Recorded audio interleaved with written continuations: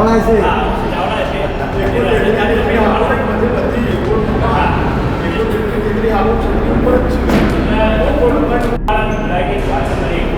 બીજી વાત કૃષિમાં કોઈ વિધેયક સરકાર વિભાજન કરે આદેશ જીતવા માટે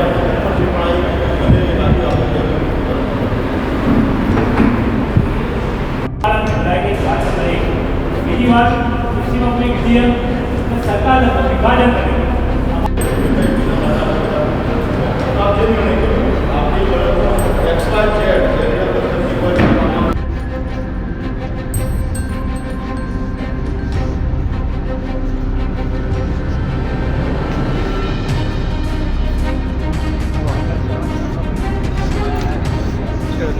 લ્યો જી જી જી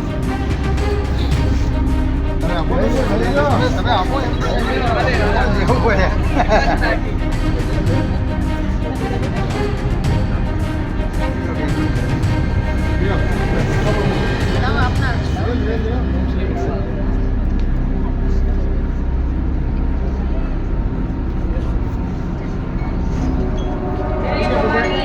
જય ભવાની આ બાજુ બાકી આ બાજુ આપણે આજે જે સંસ્થાઓ ભેગી થઈ હતી એ સંસ્થાઓના ટોકન પ્રતિનિધિ તરીકે બે આગેવાનોએ આપની સમક્ષ ક્ષત્રિય સમાજની આ અસ્મિતાની લડાઈને ટેકો આપ્યો છે. એ રીતે ક્ષત્રિય ઠાકોર સમાજ હોય, બાજુમાં બેઠેલા અમારા ભાઈ દીપસિંહજી, ધનરાજભાઈ ખત્રી હોય, ભાઈ અભિજીતસિંહ હોય, મોલે સલામમાંથી અમારા આગેવાન જમશેદ ખાન હોય, એ જ રીતે માલધારી સમાજમાંથી પણ આપણા દશરથભાઈએ આખી વાત કરી. એમ અલગ અલગ સમાજો એ આજે રાજસ્થાન રાજપૂત વિકાસ પરિષદ અમદાવાદની ગુજરાતની 3 સંસ્થાઓ અને એના પ્રતિનિધિ હનુમંતસિંહજી રાઠોડ અને અન્ય પણ અહીંયા ઉપસ્થિત છે. કહેવાનો મતલબ કે આ અમારી જે વાત છે એમાં અમારે એ પણ ચર્ચા થઈ કે એક દિવસના પ્લાનિંગ પછી અત્યારે સમગ્ર જુદા જુદા જિલ્લા મથકોએ ક્રમશઃ અમારી ક્ષત્રિય સમાજની બહેનો એ પ્રતિક ઉપવાસ ઉપર છે. તો એક દિવસ પછી માલધારી સમાજ હોય કે આજે જે બી સમાજ હોય ટેકો આપ્યો એની બહેનો પણ પ્રતિક ઉપવાસ ઉપર આવતીકાલ લઈને પરમ દિવસથી ગોતા ભવનમાં જોડાશે. માલધારી સમાજ હોય, ક્ષત્રિય ઠાકોર સમાજ હોય, રાજસ્થાનનો અમારો સમાજ હોય, ઠાકોર ક્ષત્રિય સમાજ હોય, આ બધી બહેનો ક્ષત્રિય સમાજની બહેનોની સાથે સાથે ધરણા ઉપર પ્રતિક ઉપવાસ ઉપર બેસી અને આ જે લાગણી છે કે ભાઈ નારી શક્તિનું અપમાન નહીં સહેગા હિન્દુસ્તાન, આ ફક્ત ક્ષત્રિય સમાજની નારીની વાત નથી. દિવસે દિવસે તમામ સમાજની, પાટીદાર સમાજ પણ આવશે એમાં ની બહેનો આ પ્રતિક ઉપવાસ ઉપર જોડાશે અને 7 તારીખ સુધી ક્રમશઃ દરેક જિલ્લાઓમાં અલગ અલગ રીતે આ પ્રતિક ઉપવાસ એ ચાલુ રહેશે. કે ભાઈ તમારા ભારતીય જનતા પાર્ટીના કોઈ કાર્યાલયનું ઉદ્ઘાટન હોય તો તમે ઉદ્ઘાટન કરો, લોકશાહીમાં દરેકનો અધિકાર છે. પણ ઘણી જગ્યાએ આજે એવું બન્યું છે કે અમારા ઈડર અને વડાલીમાં એક ભાજપના કાર્યાલયનું ઉદ્ઘાટન હતું, એ પહેલાં અમારા યુવાનોની ધરપકડ કરવામાં આવી. તો હું ગૃહ વિભાગને વિનંતી કરું, પોલીસ મહાદર્શકજીને પણ વિનંતી કરું, ડીજીપી શ્રી ગુજરાતને, કે તમે જાઓ તો શાંતિથી જાઓ, અમારા આગેવાનોને કહો એમ એકદમ ગામડામાં જતા રહેશો નહીં. એનાથી આક્રોશનું વાતાવરણ ઊભું થાય છે. કાયદાની પ્રક્રિયા તમે ફોલો કરો એટલે આ પણ ખોટો સંઘર્ષ ઊભો ન થાય અને સુલે શાંતિ ગુજરાતની જે અમે અત્યાર સુધી જાળવી છે અને આગળ પણ જાળવવાના છીએ એને ઠેસ ન પહોંચે એની જવાબદારી જેમ અમારી છે નાગરિક તરીકે એમ સરકારની પણ છે.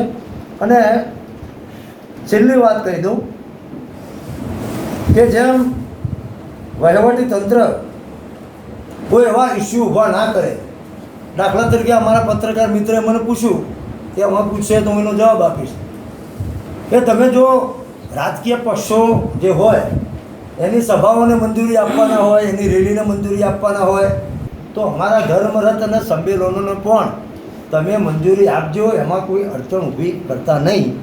આજની આ પ્રેસ વાર્તાના આ અગત્યના મુદ્દાઓ હતા. હવે આપણે કંઈ જય માતાજી. આ પત્રકાર મિત્રોનું આ પ્રેસ વાર્તામાં હાર્દિક સ્વાગત કરું છું. આજે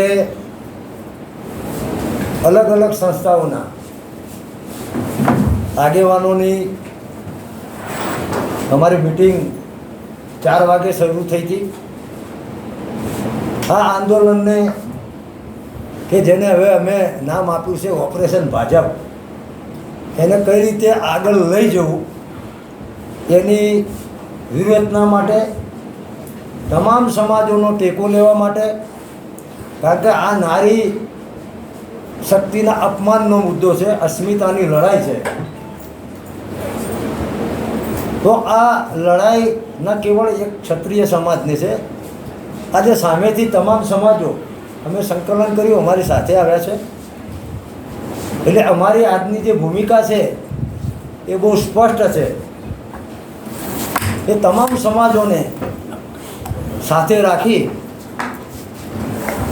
અને આ અસ્મિતા યુદ્ધના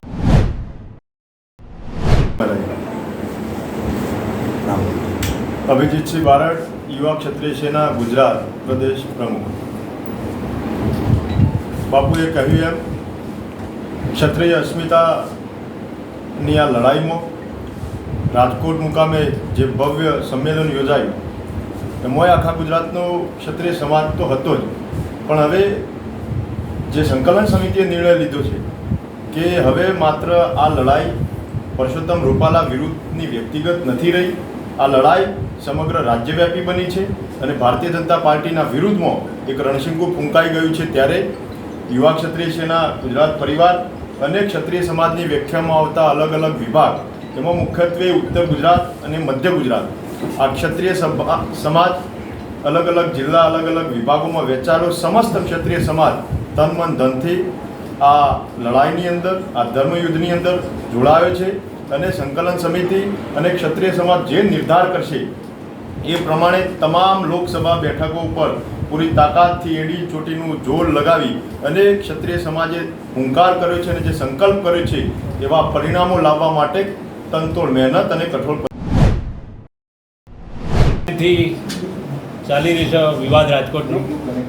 આ પહેલાં ગાય અને ગૌચરમાં રાજા રજવાડાથી કદાચ આદિ અનાદિકાળથી એમને હંમેશા ગાય, ગોવાળ અને ગૌચરનું રક્ષણ કરેલું જ છે.